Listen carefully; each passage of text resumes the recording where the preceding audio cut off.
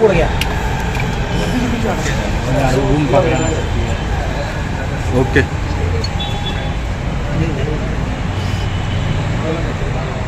भाऊ, पूर्व मतदारसंघामध्ये अतुल सावे यांची लढत एमआयएम सोबत आहे. रात्री इम्तियाज जलील म्हणाले आपले योगीजी आणि नरेंद्र मोदी कुठंतरी इथं प्रचाराला येणार आहे, ते बिर्याणी खाऊन जाणार आहे असं सांगितलं. कसं आहे की एमआयएमचे जे इम्तियाज जलील यांना लोकसभेच्या निवडणुकीमध्येच छत्रपती संभाजीनगरच्या सगळ्या जनतेने नाकारलेलं आहे आणि सध्या त्यांच्या पायाखालची वाळू ही पूर्णपणे घसरलेली आहे. कारण आता संभाजीनगरची जनता ही पूर्णपणे विकासात्मक कामाच्या दृष्टिकोनातून मतदान करण्याकरता पुढालेली आहे, हे त्यांनी सिद्धसुद्धा केलेलं आहे.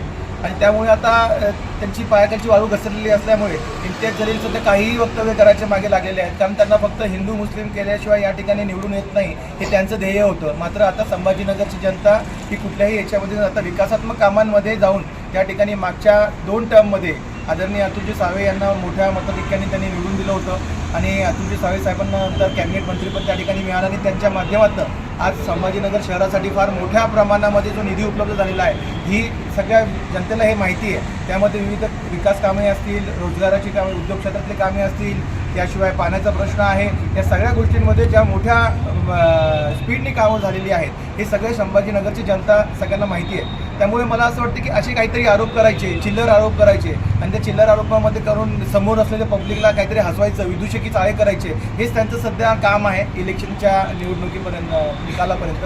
मला असं वाटतं की तोपर्यंत त्यांनी ते तसले प्रकार करत राहावे. जनता मात्र सुज्ञ आहे.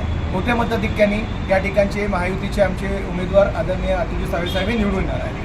त्यांनी पण असा आरोप केला का जेवढे मुस्लिम उमेदवार उभे आहेत ते भारतीय जनता पार्टीने उभे केलेले असतात? कसं आहे, त्यांना असं वाटतं की तेच एकटे मुस्लिम नेते आहेत असं त्यांना, मला असं वाटतं की भावना त्यांच्यामध्ये जागृत झालेली आहे. त्यामुळे त्यांना कुणी इतर मुस्लिम उमेदवार जर उभा राहिला तर त्यांना असं वाटतं की त्याला कुणीतरी पैसे दिलेले आहेत. मला असं वाटतं की याच्यामध्ये सगळ्यात मोठं त्यांनी स्वतःचं आत्मचिंतन नाही केलं पाहिजे की मुस्लिम समाजामध्ये आज फार मोठ्या याच्यामध्ये विकासात्मक दृष्टिकोनातून सुद्धा काम करणाऱ्या व्यक्तीला पुढे येऊ द्यावं ही जी भावना निर्माण झालेली आहे. मला असं वाटतं त्याच्यामुळे हा त्यांचा ह्या सगळ्यातला त्यांची नाही आहे.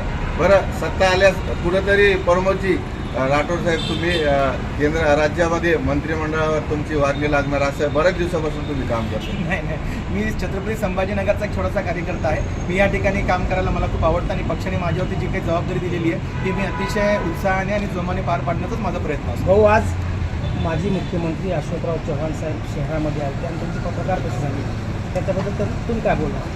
आदरणीय अशोक चव्हाण साहेबांचा एक फार मोठा मानणारा वर्ग आहे आणि त्यांनी भारतीय जनता पार्टीमध्ये प्रवेश केल्यानंतर फार मोठ्या प्रमाणामध्ये त्यांच्यामुळे खरंच लोकांमध्ये उत्साहसुद्धा आलेला आहे.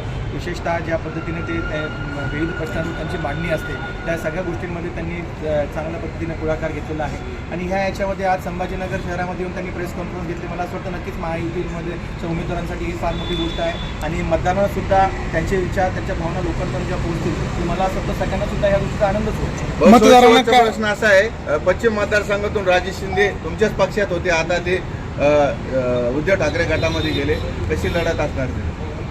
त्या ठिकाणी जरी त्यांनी पक्ष बदललेला असेल तरी मला असं वाटतं की त्या ठिकाणी आमचे महायुतीचे उमेदवार आदरणीय संजय शिरसाट साहेब मागच्या 2 टर्ममध्ये त्या ठिकाणी 3 टर्ममध्ये निवडून आलेले आणि फार मोठ्या प्रमाणात त्यांनी त्या ठिकाणी विकास कामं केलेली आहेत. आणि या विकास कामाचं मी तुम्हाला आत्ताच म्हणालो की एमआयएम हे जे आहे हे फक्त हिंदू मुस्लिम काहीतरी धार्मिक वाद निर्माण करायचा आणि धार्मिक तेढ निर्माण करून जिंकून यायचा हा जो त्यांचा अजेंडा आहे तो अजेंडा महायुतीच्या कुठल्याही उमेदवाराचा नाही आहे. आम्ही सगळे महायुतीचे जितके आमचे उमेदवार आहेत हे सगळेचे सगळे फक्त विकासात्मक दृष्टिकोन ठेवून विकासात्मक कामं करून या ठिकाणी त्यांनी मतदारांपर्यंत पोहोचण्याचा प्रयत्न करत आहोत आणि त्याच माध्यमातून आम्हाला असं म्हणायचं की आज छत्रपती संभाजीनगर शहरामधले जे 3 उमेदवार आहेत हे फार मोठ्या मताधिक्याने महायुतीचे उमेदवार या ठिकाणी निवडून येतील. मतदारांना काय आव्हान करताल तुम्ही? माझं मतदारांना या ठिकाणी एवढंच आव्हान आहे की येणाऱ्या 20 तारखेला प्रत्येकाने आपल्या घरामधला जो मतदार आहे त्या मतदाराला 100% प्रत्येकाने आपल्या आपल्या घरामधलं मतदान करून घ्यावं, जेणेकरून एक मोठ्या प्रमाणात जे शहरामध्ये धार्मिक तेढ निर्माण करण्याचं काम सुरू आहे.